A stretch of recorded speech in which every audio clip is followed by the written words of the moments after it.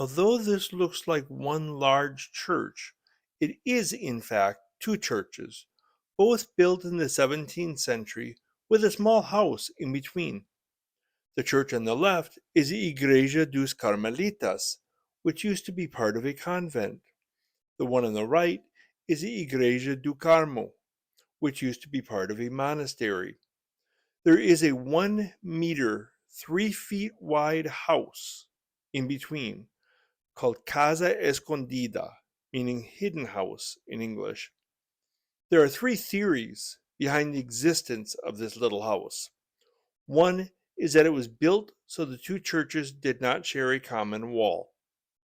Other people say that the house was built there so there wasn't an ugly empty space between the two churches. Another theory, another legend, is that it was built to keep the nuns from one church from having intimate relations with the monks in the other church.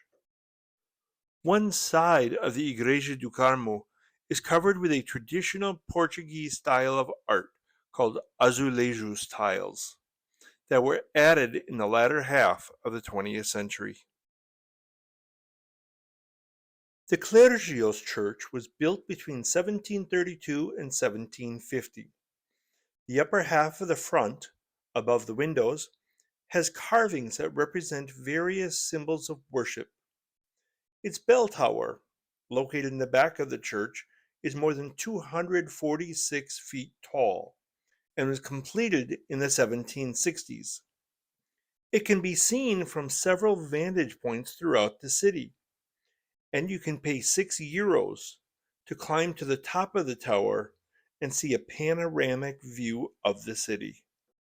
Rua das Flores, or Flower Street in English, opened in 1521 and ran across farmland belonging to the bishop. It became the most popular street in Porto and was favored by the nobility and the upper class who built luxurious mansions here, like the one on the left. This is an example of a 16th century house built for a noble family, and you can see the intricate carvings around the doorway and their coat of arms.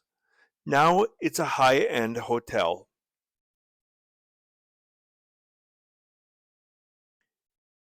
And here is another example of a 16th century house built for a wealthy family. Here you can see the Douro River running through the city, with a suburb called Vila Nova de Gaia on the other side of the river. As you take a stroll through downtown Porto, you're likely to encounter several roasted chestnut stands, like this one next to the city market. Chestnuts make a nice, healthy snack. So, at €3 per bag, why not grab a bag? Have a little snack as you stroll. The market, called Mercado do Bolhão, has an assortment of fresh fish, a wide variety of fresh fish. You can also find eels. Anyone up for some fried eel? And you can also find a Portuguese favorite, sardines.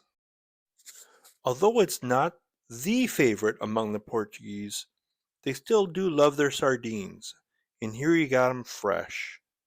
And you can also find shrimp, as well as other seafood. Yum, I just love shrimp. And I said the Portuguese love sardines. Here you've got canned sardines. You can stick the can in your pocket and snack later. Then you have the favorite fish of the Portuguese, bacalhau, which is a dried, salted cod. It's very good when it's cooked. And then there's olive oil, which is an essential part of the Portuguese diet. And of course, you gotta have flowers. Everybody loves flowers.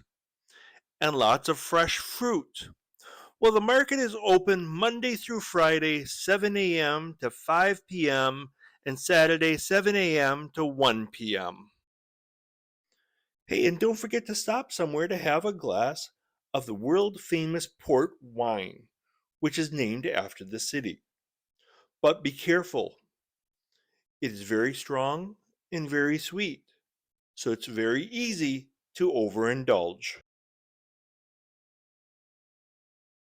Porto is located on the Atlantic coast and is about 195 miles north of Lisbon, Portugal's capital city. Porto is also the second largest city and one of the oldest cities in Portugal. There are many narrow cobblestone streets throughout the city. I highly recommend taking a leisurely stroll down one or more of these streets just to enjoy the charming views. Que tu trazes bem guardada essa cruz de madeira pobrezinha, só dura a cruz, porque é minha, muito minha. Hoje és mulher, bem eu sei, tens na vida a ilusão. E aquela cruz que eu te dei está junto ao teu coração. Deus queira que tu aguardes pela vida fora querida. Sou eu, tu bem o sabes,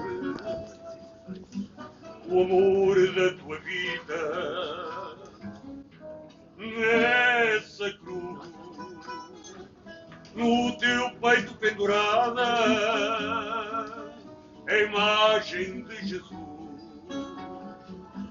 que tu trazes bem guardada, essa cruz de madeira pobrezinha. Thank you for watching. If you like what you saw, give me a thumbs up. And don't forget to subscribe. Down below, then you can be alerted to future episodes of Travel with Sean. Thanks again.